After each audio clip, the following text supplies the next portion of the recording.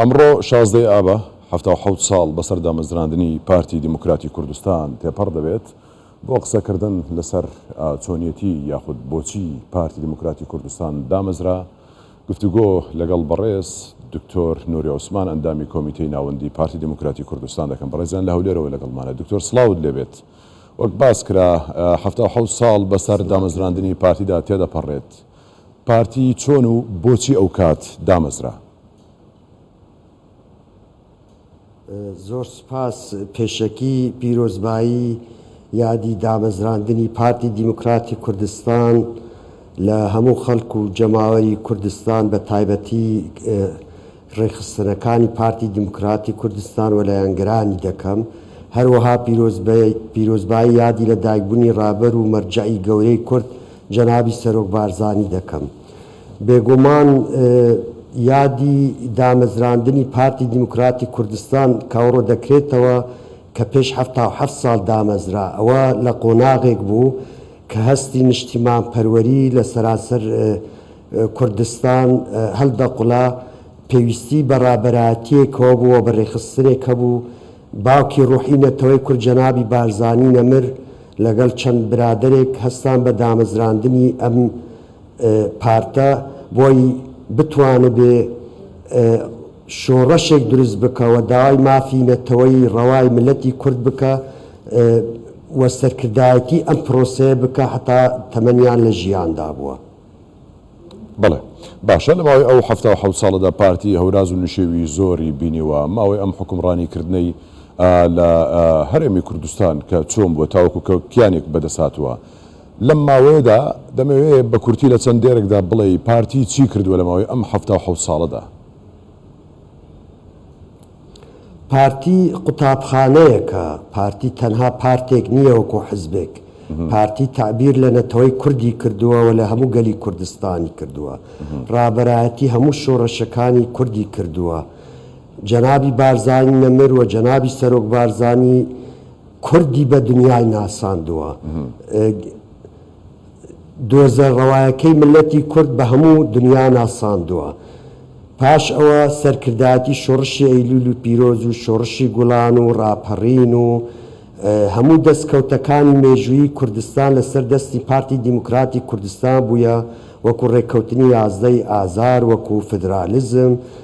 ئەمانە هەموو لەسەر هەرچ دەستکەوتێکی نەتەوەی ملەتی کورد هەبوو بێ لەسەر دەستی پارتی دیموکراتی کوردستان بووە و ئێستاش و لە ئایندەشدا بە هەمان ئەو ڕوحیەتە ئەو قوتابخانەیە کە دامەزراوە لە ڕۆژی یەکەمەوە حتا ئەمڕۆ بە هەمان گروتینەوە و لە ئایندەشدا بەردەوام دەبێت بۆ داواکردنی مافی ڕەوای ملەتی کورد. زۆر باشە. دێمە سەر پەیوەندی و کۆنتاکتی پارتی لەگەڵ حزبەکانی دیکە هەم لەسەر ئاستی نێودەوڵەتی هەم لەسەر ئاستی ناوخۆیدا. دەستپێک دەمەوێت لەسەر ئاستی نێودەوڵەتی ئەمە پرسیارە لە تۆ بکەم. پارتی تا چەند پەیوەندیەکانی لەگەڵ حزبەکانی وڵاتانی دیکە هەیە؟ چۆن توانیوێتی پەیوەندیی بەهێز و تۆکما دروست بکات؟ ئایا فعلەن ئەم پەیوەندی دروست کردووە پارتی؟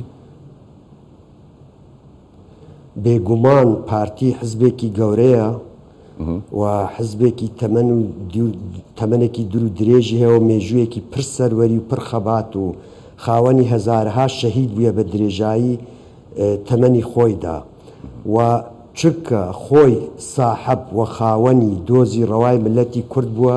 لەو ڕوانگەوەیە توانوویەتی لەگەڵ هەموو ئەحزابەکان لەسەر ئاستی جیهان هیچ وڵاتێک نییە کە پارتی پەیوەندی لەگەڵ حزبەکانی تێدا نەبوو بێ و دۆزی ڕەوای ملەتی کوردی پێ نەناساند بێ.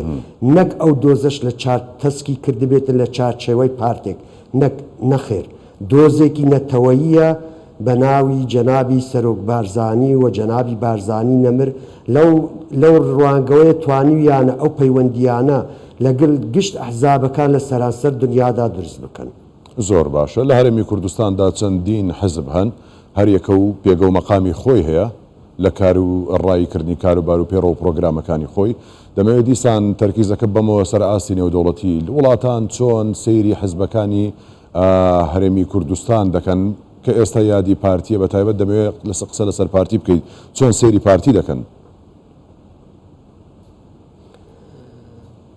ڕێزی بێپایانمان هەیە وەکو پارتی بۆ گشت ئەحزابەکان کە هەمویان بەشداریان کردووە لە خەباتدا، بەڵام حتا ئێستا ئەوەی واقعە پارتی حزبی یەکەمەوە پارتی حزبی ڕابەر بووە لەگەشت شۆڕش و ڕاپەڕینەکانی ملەتی کورد و هەرچی دەستکەوتی ملەتی کورد هەبوو بێ هەر لەسەر دەستی پارتی بووە.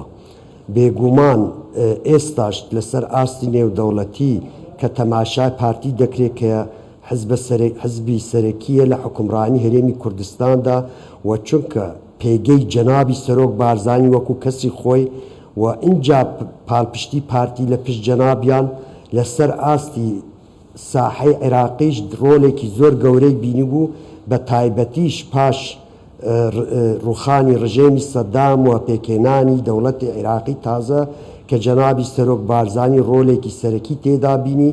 ئەمە شوای لێ کرد کە عەلاقاتی پارتی لە ئاستێکی تر بۆ ئاستێکی بەرزتر بچێتە لەسەر ئاستی دنیادا.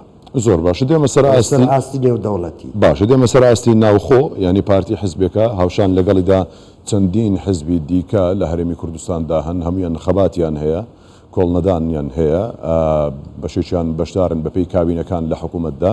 دەمەوێت ئەو بپرسم، پارتی بە حکومەوەی کە زۆرترین کورسیەکانی هەبووە لە هەڵبژاردنەکاندا و درێژترین تەمەنیشی هەبووە لە چاو حزبەکانی دیکە، خۆی بە برا گەورە دەزانێت یان چۆن سەیری حزبەکانی دیکە دەکات؟ پارتی هەمیشە دەرگای واڵای کردووە بۆ پارتەکانی ترکە لە ساحەی کوردستانی دانا، دیسان دەڵێمەوە ڕێزێکی بێپایان بۆ خەبات و تێکوشان و مێژووی گشت پارتەکان هەیە، پارتەکانی کوردستانی و هەمیشەش ئەو کابینانەی کە حکومڕانیان کردووە کە بە سەرۆکایەتی پارتی بووە دائیمەن حکوومەتی ئیتیلافی دروست کردووە شان بەشان پارتەکانی تر. پارتی هەمیشە ئەوەی کردووە کە یەکریزی نەتەوەیی لە ناو ملەتی کوردستان و لەسەر ئاستی هەرێمی کوردستان هەبێ. هەمیشەش پارتی تەنازل لە مافی خۆی کردووە لە زۆر بۆنە و مناسەباتدا، چ لەسەر ئاستی هەرێمی کوردستان و چ لەسەر ئاستی عێراق بۆ پارتەکانی تر قوربانی بە دەستکەوتی خۆی حزبی داوە لە پێناو ڕاگررتنی یەکریزی ملەتی کورد. بەڵێ، بەڕێز دکتۆر نووری عوسمان ئەندامی کۆمیتەی ناوەندی پارتی دموکراتی کوردستان لە هەولێرەوە لەگەڵمان بووی. سوپاس.